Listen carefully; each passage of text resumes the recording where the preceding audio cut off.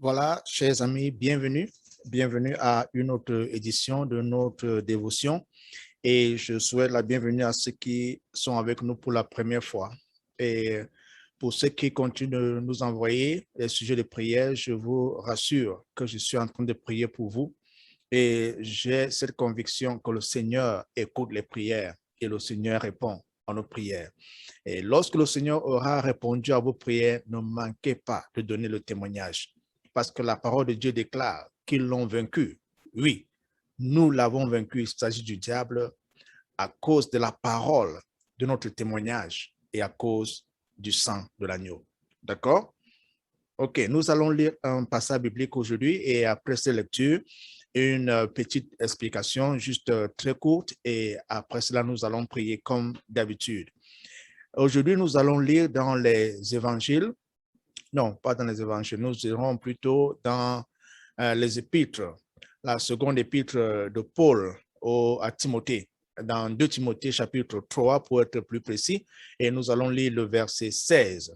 2 Timothée chapitre 3, verset 16. La Bible dit, toute écriture est inspirée de Dieu et utile pour enseigner, pour convaincre, pour corriger, pour instruire dans la justice, afin que l'homme de Dieu soit accompli et propre à toute bonne œuvre. Ça, c'était le verset 17. Vous voyez, j'ai remarqué que les enfants qui n'ont pas reçu de correction pendant qu'ils grandissaient ont du mal à recevoir la correction aujourd'hui. Et même lorsqu'on nous essayons de les corriger pour les fautes qu'ils ont commis en utilisant la parole de Dieu, ça devient quelque chose de difficile. Et je ne voudrais pas, n'est-ce pas, m'attarder sur eux. Je ne les en veux pas. C'est à cause de l'environnement dans lequel ces enfants ont grandi. N'est-ce pas? Les parents n'ont pas corrigé ces enfants et lorsque les parents même essaient de corriger ces enfants, il y avait une grande résistance. Mais l'apôtre Paul nous rappelle dans le verset que nous venons de lire que toute écriture est inspirée de Dieu et utile pour enseigner, pour convaincre, n'est-ce pas, pour corriger et dans la justice.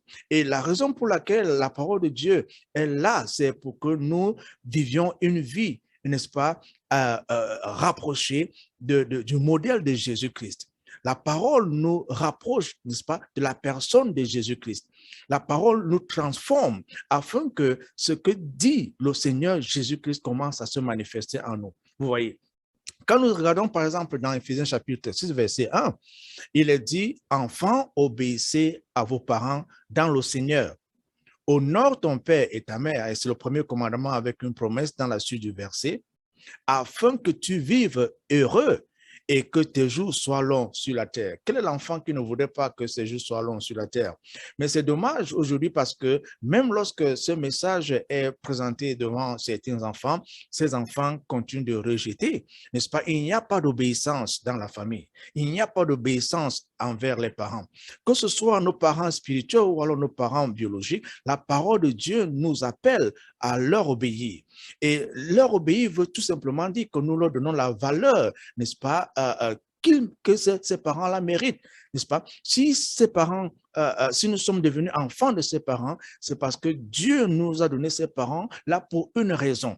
Vous voyez, ce n'est pas par hasard que mes parents sont mes parents ou alors parce que vos parents sont vos parents, c'est parce que Dieu a voulu que ces parents soient vos parents. Alors, en tant que parents, ils ont besoin que nous leur accordions cet honneur, que nous leur donnons cette valeur de parents. Peut-être tu m'écoutes aujourd'hui et tu dis, tu n'as jamais su que la parole de Dieu, n'est-ce pas, nous invitait à accepter la correction. Et peut-être les parents t'ont corrigé et tu as cru que ces parents étaient contre toi ou alors ces parents ne t'aimaient pas. Non, la parole de Dieu dit que nous recevons cette parole, n'est-ce pas? Cette parole est inspirée de Dieu pour que nous soyons corrigés.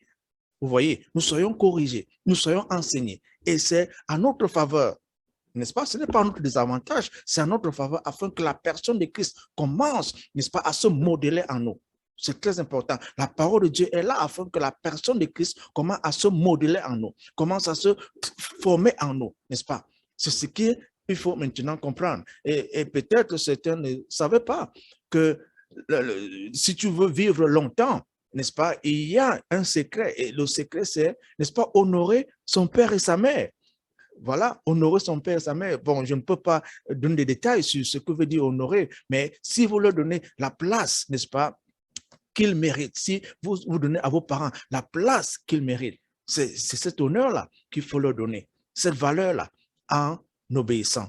Alors, j'aimerais prier pour quelqu'un, certainement qui n'a jamais reçu Jésus-Christ dans sa vie, comme son Seigneur et Sauveur personnel. Si c'est le cas pour toi, j'aimerais prier avec toi. Et j'aimerais prier avec toi que Jésus-Christ soit ton Seigneur et ton Sauveur personnel. Si tu ne l'as jamais accepté, prie avec moi en ce moment. Dis tout simplement, là où tu es, dis tout simplement, Seigneur Jésus, j'ai besoin de toi. Je t'ouvre la porte de mon cœur et je te reçois comme mon Seigneur et Sauveur personnel. Pardonne tous mes péchés et donne-moi la vie éternelle que tu promets. Amen. Et si vous avez fait cette prière, je vous dis félicitations parce que vous avez invité Jésus-Christ dans votre vie. Et ça, c'est la meilleure décision possible. Je vous encourage à lire votre Bible tous les jours. Je vous encourage à dire à quelqu'un que vous avez accepté Jésus-Christ dans votre vie.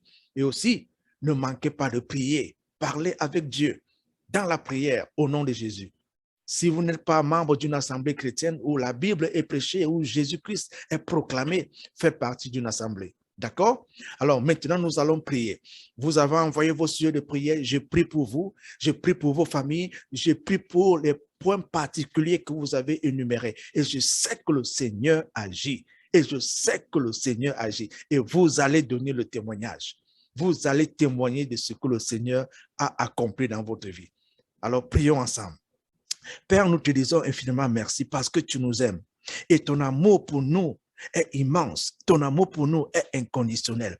Seigneur, pour tous tes enfants qui se rassemblent en ce moment, pour élever leur voix, pour ouvrir leur cœur et te parler, Seigneur grand Dieu, que tu déverses tes bénédictions sur eux au nom de Jésus.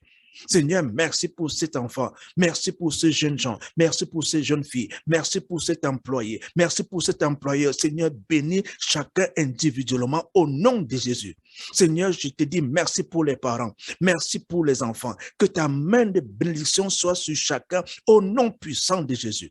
Seigneur, pendant que nous prions, si parmi nous, il y en a qui sont malades, j'envoie la parole de guérison, j'envoie la parole de guérison et je commande à la maladie de quitter ton corps au nom puissant de Jésus. Je dis au nom puissant de Jésus, reçois ta guérison, quel que soit l'endroit où tu te trouves. Cette maladie n'a pas de place sur ton corps. Cette maladie n'a pas de place sur ton corps. Ton corps est le temple du Saint-Esprit. Je commande à la maladie de quitter le temple du Saint-Esprit au nom puissant de Jésus. Seigneur, je te dis merci parce que tu accomplis ce miracle maintenant.